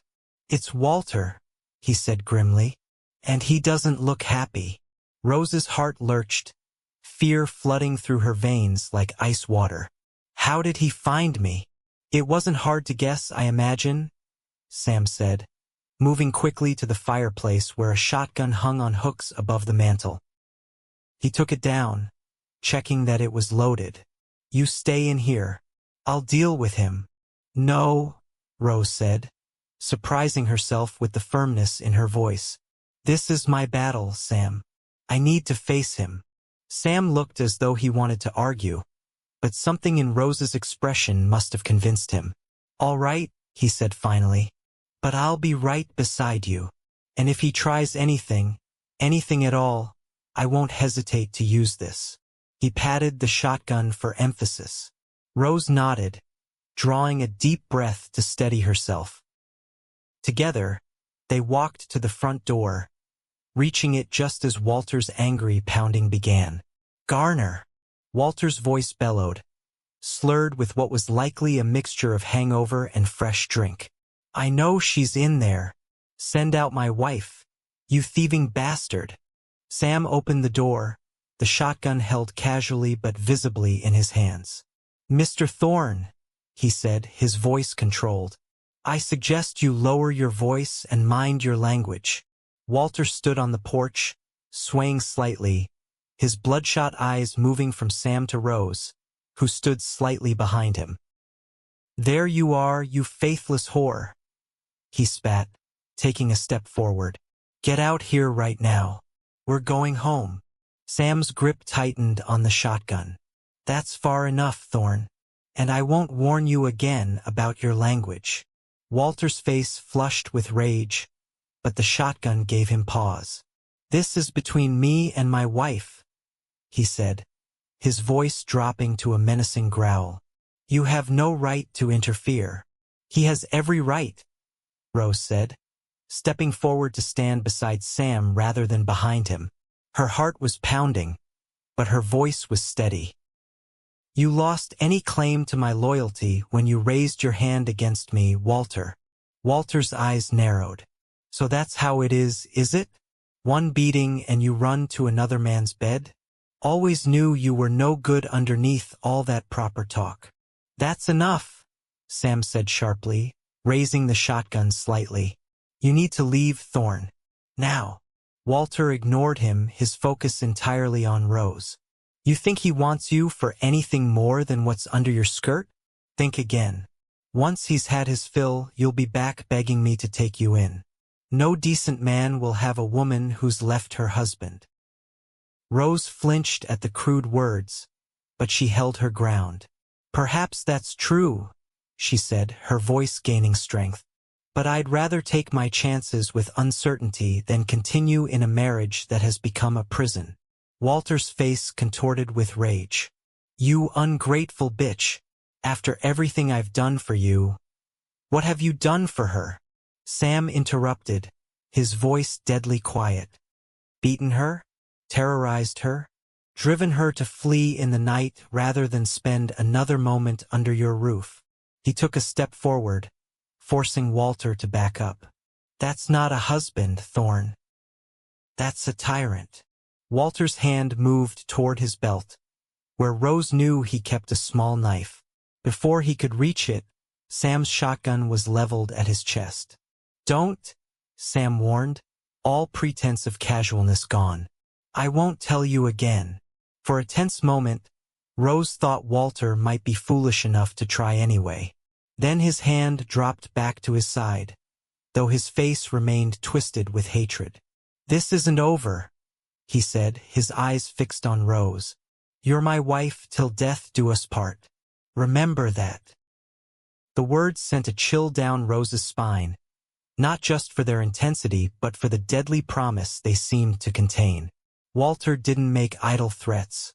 "Go home, Walter," Rose said, trying to keep the tremor from her voice. "Sleep off the whiskey. Think about what you really want: a wife who stays out of fear, or the freedom to start fresh somewhere else, with someone who might actually want to be with you." It was a generous offer, considering all that had passed between them, but Rose meant it. If Walter would agree to a divorce, if he would let her go without further violence or threats, she would happily wish him well and move on with her life. But Walter was beyond reason. "I'll see you both dead before I let another man have what's mine," he snarled, backing toward his wagon. "Watch your backs, both of you." With that, he turned and climbed unsteadily onto the wagon seat, grabbing the reins and giving them a vicious snap. The horses started forward, and Walter was gone, the wagon disappearing down the road in a cloud of dust. Rose let out a breath she hadn't realized she was holding, her legs suddenly weak with the aftermath of fear and adrenaline. Sam set the shotgun aside and gently guided her back into the house, his arms solid and reassuring around her shoulders. "You were very brave," he said as they settled in the sitting room. "I'm not sure I would have been as calm in your position." Rose managed a shaky laugh. "I wasn't calm. I was terrified. But I knew if I showed it, he would use it against me. Walter feeds on fear. Sam nodded grimly. Men like him always do. He hesitated, then added, "You know he meant what he said, about it not being over." "I know," Rose said quietly. "Walter doesn't make threats lightly." "Then you understand why you can't go back," Sam said, his eyes intense on hers. "Not now. Not ever." Rose nodded slowly, the full weight of her decision settling on her shoulders. She had crossed a line today, one from which there was no return. For better or worse, her life with Walter was over. "What will you do?" Sam asked, his voice gentler now. "The offer to help you relocate to St. Louis or another city still stands. I have connections who could find you respectable work, a safe place to live." Rose looked at him for a long moment, taking in the earnest concern in his eyes, the strength and kindness in his face. In the short time she had known Sam Garner, he had shown her more consideration, more genuine care, than Walter had in their entire marriage. And there was something more, something that had been growing between them from that first moment when he had filled her water bucket and washed away her tears. A connection, a sense of recognition, as though some part of her had been waiting to find him without even knowing it. "I don't want to go to St. Louis," Rose said finally. "At least not yet." Sam's expression was carefully neutral. "Where then?" "I thought perhaps I might stay in Columbia," Rose said, her heart pounding as she took this leap into the unknown. "There must be work for a woman who can cook and clean and sew. And—" she hesitated, gathering her courage. "And I would be near friends, people who care what happens to me." The hope that bloomed in Sam's eyes was unmistakable, though he tried to temper it with practicality. "Walter would still be a threat. He knows where to find you." "Yes," Rose acknowledged, "but I can't run forever. And I'm beginning to think that maybe I'm tired of letting fear dictate my choices." Sam moved to sit beside her on the sofa, close enough that she could feel the warmth of him, but not so close as to be improper. "Rose," he said, his voice low and serious, "I need to be very clear about something. My offer of help comes with no expectations, no conditions. If you stay in Columbia, if you accept my assistance, you owe me nothing in return. Nothing at all." The emphasis he placed on the final words made his meaning unmistakable. He was assuring her that his aid was not a prelude to the very thing Walter had accused her of trading one man's bed for another's. Rose felt a rush of gratitude for his understanding, even as a part of her recognized the irony. For the first time in years, she was beginning to acknowledge desires of her own, feelings that had nothing to do with obligation or fear. "I know that, Sam," she said softly. "And it's one of the many reasons I've come to." She paused, searching for the right word. "To trust you." It wasn't exactly what she had meant to say, but it was true nonetheless. Trust was the foundation upon which everything else would be built, if there was to be anything between them at all. Sam seemed to understand. He reached out slowly, giving her time to pull away if she wished, and took her hand in his. His palm was warm and calloused from work, his touch gentle but sure. "Then we'll find a way forward," he said, his voice full of a promise that went beyond mere words. "Together, if that's what you want, or separately, if that's what you need." Rose looked down at their joined hands, then back up at Sam's face. For the first time in longer than she could remember, she felt truly seen not as a possession or a burden, but as a person with her own desires and dignity. "Together," she said, the word carrying all the weight of a vow. "I think I would like to try that." The smile that spread across Sam's face was like sunrise after the longest night, full of warmth and the promise of a new day. And as Rose smiled back, she felt something unfurl within her, a fragile, tentative hope that perhaps, after all she had endured, happiness might still be possible. The weeks that followed were a time of transition and careful planning.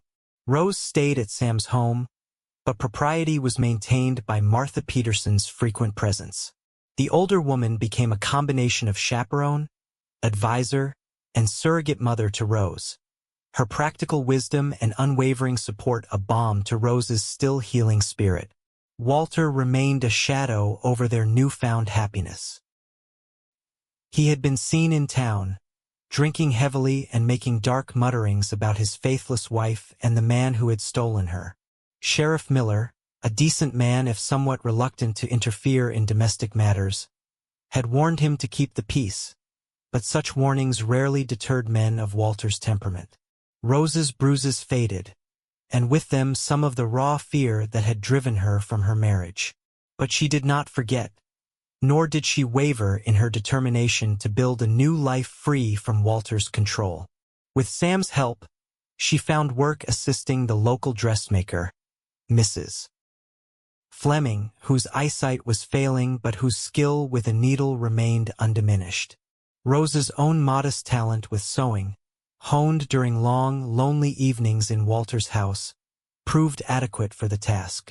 The pay was small but steady, and more importantly, it gave Rose a purpose and a place in the community separate from her identity as Walter Thorne's runaway wife. Of course, there was gossip. In a town the size of Columbia, there could hardly fail to be. Some looked at Rose with judgment, others with pity, and a few with a grudging admiration for her courage. But to Rose's surprise, the expected universal condemnation did not materialize. It seemed that Walter's reputation for drinking and violence had preceded him, and more than one person remarked that it was about time someone stood up to him. As for Rose and Sam, they moved carefully, their growing feelings for one another tempered by the knowledge that in the eyes of the law and the church, Rose was still a married woman. They did not speak of love, though it lived in the spaces between their words, in the lingering glances and the careful touches that never crossed the boundaries of propriety but nonetheless communicated a depth of feeling that needed no declaration. Martha, observing their careful dance with a knowing eye, finally spoke her mind one evening as they sat on Sam's porch, watching the sunset paint the western sky in shades of gold and crimson. "You two are being ridiculous," she said bluntly, rocking steadily in the chair Sam had made for her. Tiptoeing around each other like a pair of skittish colts, afraid to say what's plain as day to anyone with eyes. Rose felt her cheeks warm, but Sam merely chuckled, unsurprised by Martha's directness. "And what would you have us do, Mrs. Peterson?" he asked, a smile in his voice. "Rose is still married in the eyes of the law. Laws can be changed or worked around," Martha retorted. "I've been making inquiries. There's a judge in Jefferson City who's known for granting divorces in cases of cruelty, provided there's evidence." Rose looked up sharply. "Evidence? What kind of evidence?" "Witnesses, for one," Martha said. "I saw those bruises myself, remember? And I'm not the only one in town who's noticed over the years. Mrs. Fleming mentioned that you always wore high collars and long sleeves, even in the hottest weather. Would that be enough?" Sam asked, sitting forward in his chair, his expression suddenly intent.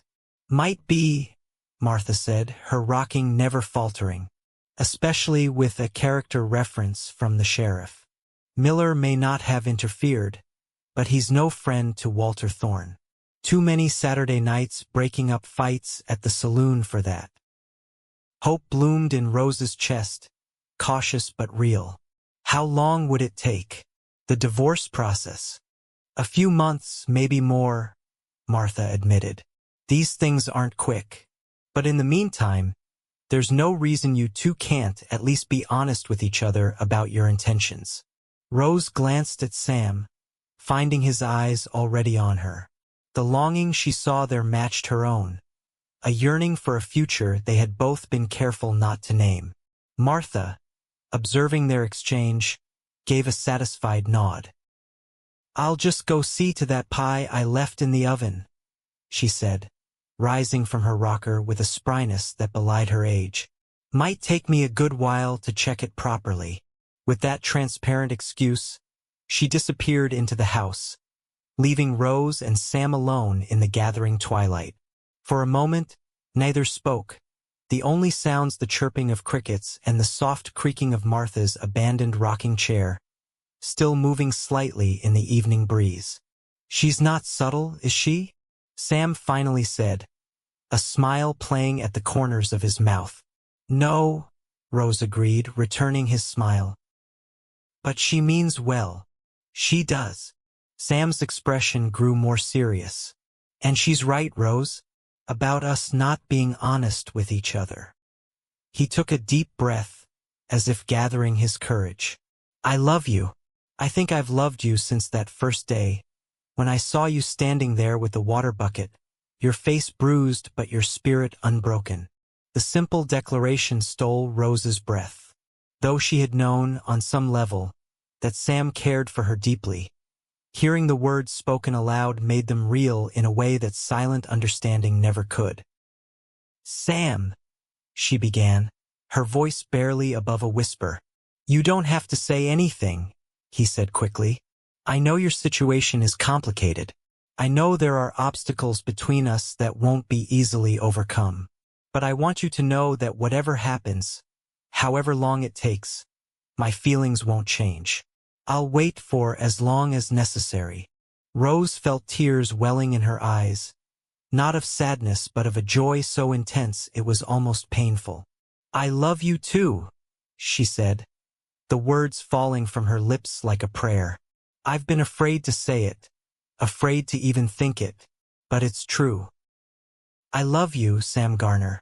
Sam reached out, taking her hand in his.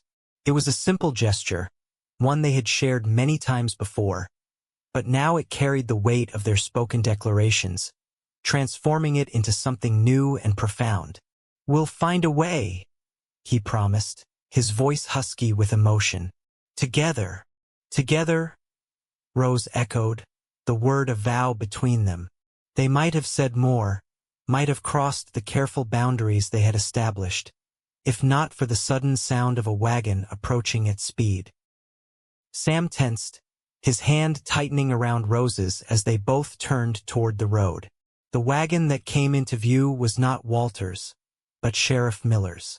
The lawman pulled his team to a halt in front of the house, his expression grim as he climbed down from the seat. "Garner," he called, nodding respectfully to Rose. "Mrs. Thorne, I'm afraid I have news." Sam rose to his feet, helping Rose to stand beside him. "What is it, Sheriff?" Miller removed his hat, a gesture that sent a chill down Rose's spine. It was the action of a man about to deliver serious tidings, possibly grave ones. "It's Walter Thorne," Miller said, confirming Rose's premonition. "There's been an incident." Rose felt her knees weaken, and Sam's arm went around her waist, supporting her. "Is he?" She couldn't finish the question. "Dead?" Miller supplied bluntly. "No, madam, not dead, but badly injured. He got into a fight at the saloon with some drovers passing through town. Pulled a knife, but he was too drunk to use it effectively. One of them got it away from him and used it on him instead." Relief washed through Rose, followed immediately by guilt for feeling relieved. Whatever Walter had done, whatever threat he posed, she had once cared for him, had pledged her life to his. "How bad is it?" Sam asked, his voice steady. "Bad enough," Miller said grimly. "Doc Jenkins is with him now, but it doesn't look good. Knife caught him just below the ribs, went deep. He's lost a lot of blood." Rose swallowed hard, trying to process this unexpected turn of events. "Will he live?" Miller shrugged, his weathered face expressionless. "Doc says it could go either way. That's why I'm here, Mrs. Thorne. Walter's been asking for you. In his more lucid moments, anyway." The implication was clear. Walter might be dying, and he wanted to see his wife one last time. Rose looked up at Sam, uncertainty written across her face. Sam's expression was pained, but he nodded slightly. It's your decision, Rose. Whatever you choose to do, I'll support you. Rose closed her eyes briefly, sorting through the tumult of emotions this news had unleashed. Part of her, a small, vindictive part she wasn't proud of, wanted to refuse, to let Walter face his end alone as punishment for all he had inflicted on her. But the better part of her knew she could not live with such a choice. I'll go, she said finally, opening her eyes to meet Miller's steady gaze. But I won't go alone. Miller glanced at Sam, then back to Rose. That's your right, madam. I'd be happy to escort you myself if you prefer. Rose shook her head. No, I meant, I want Sam with me. She turned to him. If you're willing. Of course, Sam said without hesitation. Wherever you need to go, Rose, I'll be right beside you. Miller raised an eyebrow but made no comment on this arrangement. We should go now, then. Doc Jenkins says Walter's fading fast. The ride to town was tense and largely silent. Rose sat between Sam and Sheriff Miller on the wagon seat, drawing strength from Sam's solid presence beside her. The sun had set completely now, leaving only a faint glow on the western horizon and the silver light of a rising moon to guide their way. Columbia was quiet as they rolled down Main Street, though lights still burned in the windows of the saloon and a few other establishments. Miller directed the wagon to the small building that served as both the doctor's office and the town's infirmary for those too ill or injured to be cared for at home. As they entered, the smell of antiseptic and blood assaulted Rose's nostrils, bringing back unwelcome memories of Walter's violence. She faltered momentarily, and Sam's hand found the small of her back, a silent reassurance that she was not alone. Doc Jenkins met them in the narrow hallway, his face grave beneath his shock of white hair. Mrs. Thorne, he said, nodding to Rose. He's conscious for now. But I should warn you he's very weak. Try not to upset him if you can. I understand, Rose said, though in truth, she wasn't sure what she would say to the man who had both been her husband and her tormentor. Jenkins led them to a small room at the end of the hall. The door was ajar, and through it, Rose could see Walter lying on a narrow bed, his face ashen, his normally robust frame seeming shrunken beneath the thin sheet that covered him. I'll wait here, Sam said quietly, stopping just outside the door. Take as long as you need. Rose nodded gratefully, then took a deep breath and stepped into the room. Walter's eyes, which had been closed, fluttered open at the sound of her footsteps. For a moment, he seemed confused, his gaze unfocused. Then recognition dawned, and a complex mixture of emotions crossed his face: relief, anger, and something that might have been regret. Rose, he said, his voice barely above a whisper. You came. Rose moved to stand beside the bed, maintaining a careful distance. Yes, Walter. Sheriff Miller said you were asking for me. Walter's lips twisted in what might have been an attempt at his old sardonic smile. Didn't think you would come. Not after. He trailed off, wincing as a spasm of pain passed through him. I couldn't refuse a request from an injured man, Rose said, her tone neutral. She did not add that a part of her had needed to see this for herself, to know that the threat Walter represented was truly diminished.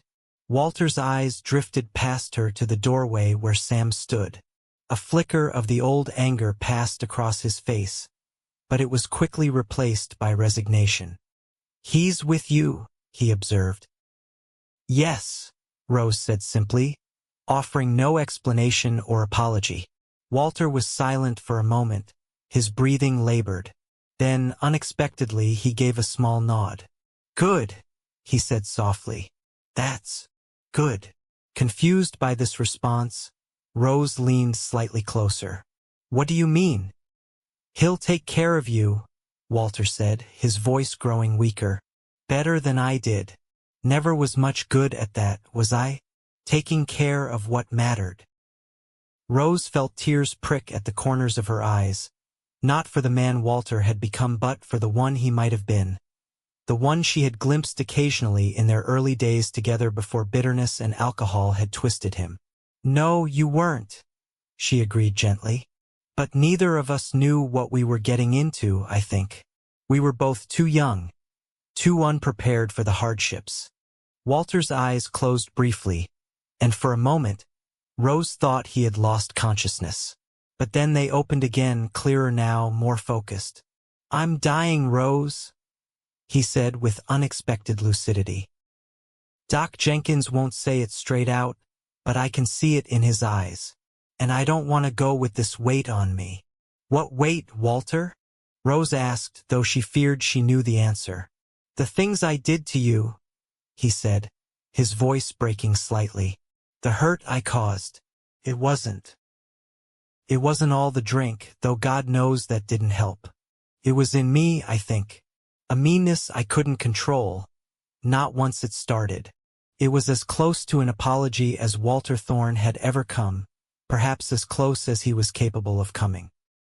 Rose stood silent, absorbing the unexpected moment of honesty from a man who had dealt primarily in lies and cruelty for most of their marriage. "I forgive you, Walter," she said finally, the words costing her more than she had expected. "Not for your sake, but for mine. I need to let go of the anger if I'm to have any chance at happiness."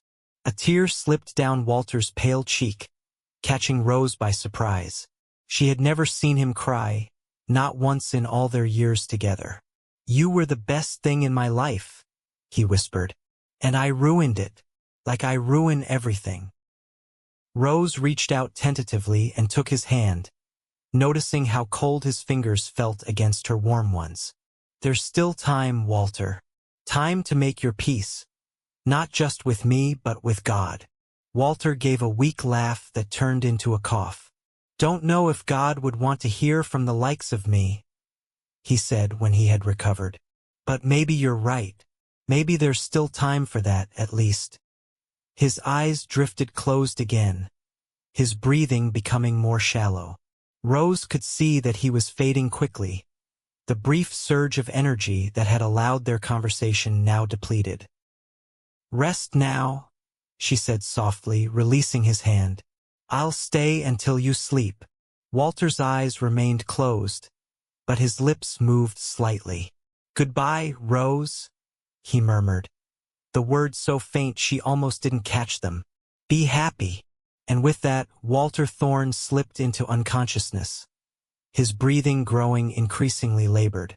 Rose watched him for a few moments longer, a strange sense of peace settling over her. Whatever happened now, whether Walter lived or died, a chapter of her life had closed. The future stretched before her, uncertain but full of possibility. She turned and walked back to the doorway where Sam waited, his face concerned. "He's unconscious," she said quietly. "I don't think there's more to be done here." Sam nodded, his eyes searching hers. "Are you all right?" "Yes," Rose said, and was surprised to find that it was true. "I am." As they left the infirmary, Sheriff Miller approached, his expression grim. "Doc Jenkins says it won't be long now. The bleeding started again inside, and there's nothing more he can do." Rose nodded, accepting the news with a calmness that would have been impossible even a day before. "Thank you for bringing me, Sheriff, and for all your help."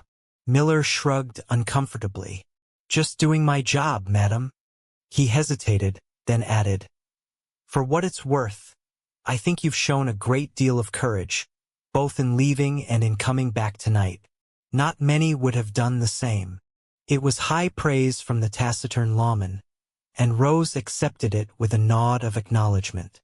As they walked back to the wagon, she felt Sam's hand slip into hers, a gesture of support that meant more to her than any words could express. The news came the next morning.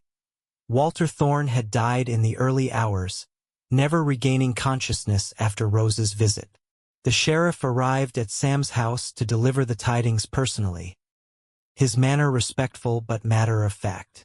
"The funeral will be tomorrow," he informed them. "Nothing elaborate. The town will cover the expenses, seeing as there's no family to speak of." Rose listened to these arrangements with a strange detachment, as though they concerned someone she had known long ago rather than the man who had been her husband until just hours before. She felt neither joy nor grief at Walter's passing, only a profound sense of closure. "Will you attend?" Sam asked her privately after the sheriff had left. Rose considered the question carefully. "Yes," she decided. "Not out of obligation, but for myself, to see it ended properly." Sam nodded, understanding without needing further explanation. "I'll be with you," he said simply. "If you want me there." "I do," Rose said, reaching for his hand. "Very much." The funeral was indeed a simple affair, attended by a handful of townsfolk more out of respect for convention than any genuine mourning for Walter Thorne. Rose stood at the graveside, dressed in the black dress Martha had loaned her, Sam a steady presence at her side. As the preacher's words washed over her, the standard platitudes about dust returning to dust and God's infinite mercy, Rose found herself thinking not of Walter but of the future that now lay open before her. With Walter's death, she was no longer a wife, but a widow. In the eyes of society, a widow was a respectable status, free to remake her life as she chose. The obstacles that had stood between her and Sam were gone, swept away by a drover's knife and Walter's own self-destructive nature. As the service concluded and the small gathering began to disperse, Martha approached, her usually cheerful face solemn but her eyes warm with understanding.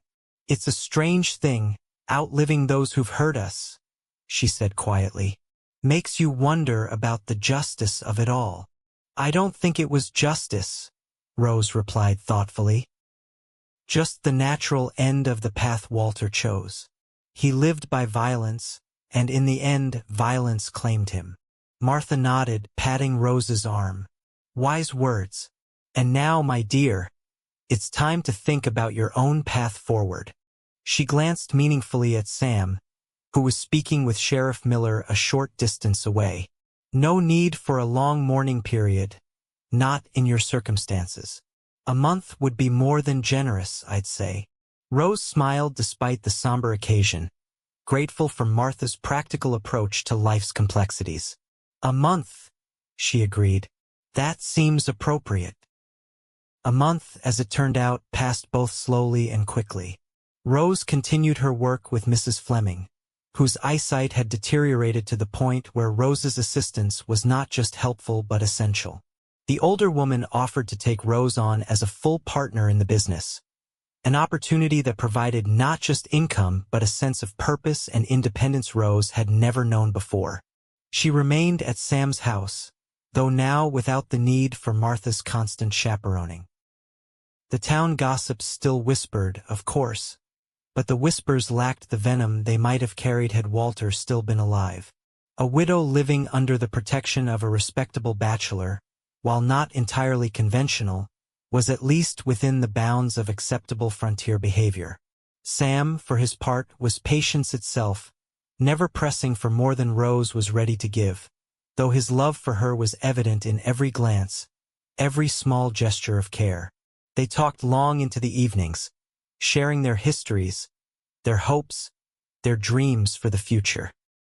Rose learned about Sam's childhood in Texas, the ranch his father had built from nothing, the devastation of the war years. Sam heard about Rose's life in Pennsylvania, her scholarly father and gentle mother, the sister who had died in infancy. And slowly, as the days lengthened into weeks, the careful distance they had maintained began to diminish. A touch of hands became a caress, a glance, lingering. The love that had grown between them, nurtured by shared adversity and mutual respect, blossomed into something deeper, richer, more complete. One evening, exactly 1 month after Walter's funeral, Sam led Rose out to the porch after supper. The summer night was warm, the sky a tapestry of stars above them, the scent of wild roses drifting on the breeze. "I have something to ask you," Sam said, his voice carrying an undercurrent of nervous excitement Rose had never heard before. "Yes," Rose replied, her heart beginning to race as she sensed the significance of the moment. Sam took both her hands in his blue eyes earnest in the soft light from the house windows. "Rose Harper," he said, deliberately using her maiden name, "I love you more than I ever thought it was possible to love another person. You've brought light and warmth into my life. Turned this house into a home just by being in it." He took a deep breath. "Will you do me the honor of becoming my wife?" Though she had half expected the question, the reality of it still brought tears to Rose's eyes.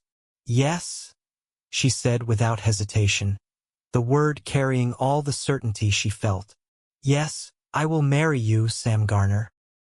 Sam's face broke into a smile of such pure joy that Rose felt her heart might burst with happiness. He reached into his pocket and pulled out a small velvet pouch, from which he extracted a ring, a simple gold band with a small pearl nestled at its center. "It was my mother's," he explained as he slipped it onto Rose's finger.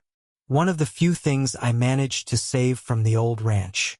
She made me promise I'd give it only to a woman I truly loved, one I would cherish all my days." "It's beautiful," Rose whispered, admiring the way the pearl gleamed softly in the moonlight. "I'll wear it with pride." Sam cupped her face gently in his hands. "May I kiss you now, Rose Harper? As my betrothed?" In answer, Rose tilted her face up to his, and their lips met in a kiss that sealed their promise to one another, a promise of love, respect, and partnership that would sustain them through whatever challenges lay ahead. They were married 3 weeks later in a simple ceremony at the small church in Columbia, with Martha Peterson standing proudly as Rose's matron of honor and Sheriff Miller serving as Sam's best man. Mrs. Fleming had insisted on making Rose's wedding dress, a creation of ivory satin and delicate lace that transformed the once battered wife of Walter Thorne into a radiant bride. As they exchanged their vows, Rose thought briefly of that day months ago when Sam had filled her water bucket and washed away her tears. It had been an act of simple kindness, one that neither of them could have known would lead to this moment. Yet somehow, in that first meeting, something had recognized something, two souls finding in each other the complement they had been searching for, perhaps without even knowing it. "I now pronounce you husband and wife," the preacher said, his weathered face creased in a genuine smile. "You may kiss your bride, Mr. Garner." Sam's kiss was gentle but filled with promise, a pledge of all that was to come. As they turned to face the small gathering of well-wishers, Rose felt a sense of rightness, of having found her place in the world at last. The reception that followed was a joyful affair, held in the town hall with food contributed by nearly every household in Columbia. It seemed the townsfolk, having witnessed Rose's transformation from Walter's frightened wife to Sam's confident bride, were determined to celebrate this new beginning with proper festivity. As the evening drew to a close, Martha approached the newlyweds, her eyes suspiciously bright. "I'm too old for tears," she declared, contradicting the evidence of her damp cheeks. "But if ever a wedding deserved them, it's this one.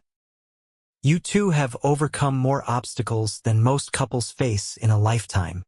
With your help," Rose reminded her, embracing the older woman warmly. "We wouldn't be here without you, Martha." "Nonsense," Martha scoffed, though she returned the embrace with feeling. "You would have found your way to each other regardless.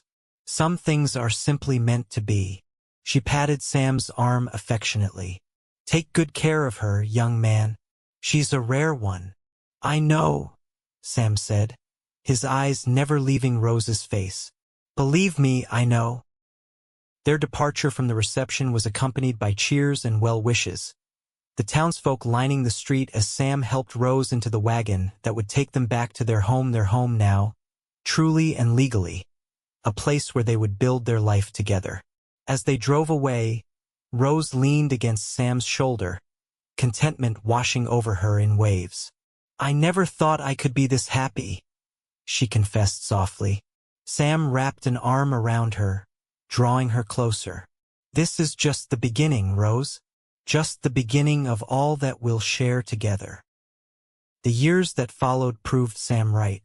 Their partnership, founded on mutual respect and genuine love, flourished in ways that Rose's first marriage never had. The small farm prospered under their joint care, with Sam's practical knowledge of agriculture complemented by Rose's careful management of their finances. Rose continued her work with Mrs. Fleming, eventually taking over the dressmaking business entirely when the older woman's eyesight failed completely. Under Rose's direction, the shop expanded its offerings, becoming known throughout the county for quality work and reasonable prices. Sam, too, found unexpected success. His experience with cattle from his Texas days proved valuable in Missouri, where the industry was growing rapidly. He began breeding horses as well, developing a line known for intelligence and stamina that brought buyers from as far away as Kansas City and St. Louis. Their greatest joy, however, came 2 years after their wedding, with the birth of their son, David.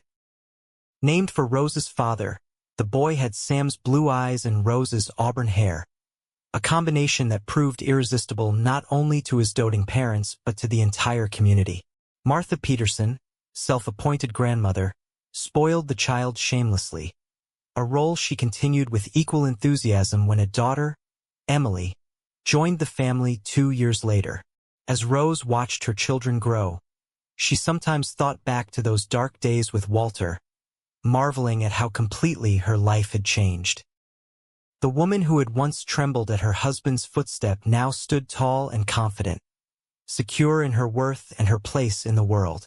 The love she shared with Sam had healed wounds she had thought would never close, had taught her that tenderness could exist without an undercurrent of fear.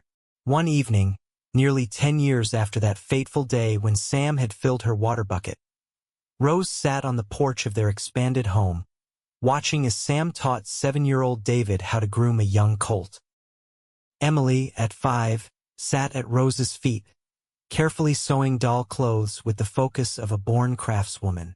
Martha, visiting as she did most Sundays, settled into the rocking chair beside Rose with a contented sigh. "Look at that," she said, nodding toward Sam and David. "That boy worships the ground his father walks on." "As well he should," Rose replied with a smile. "Sam is everything a father ought to be." Martha's shrewd eyes studied Rose's face. "You're happy, truly happy," she observed. "It does my old heart good to see it."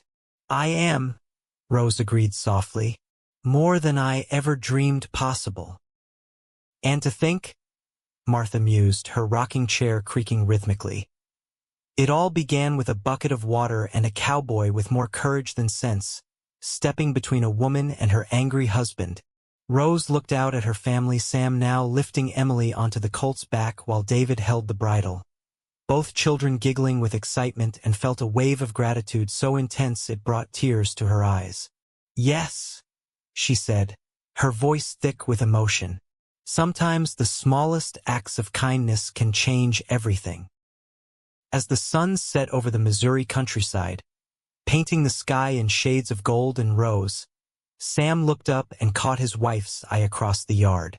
The smile they shared spoke volumes, a private language developed over years of love and partnership. In that smile was a promise kept, a life shared, a future still unfolding, all born from a moment of compassion when a cowboy had filled a bucket and washed away a woman's tears.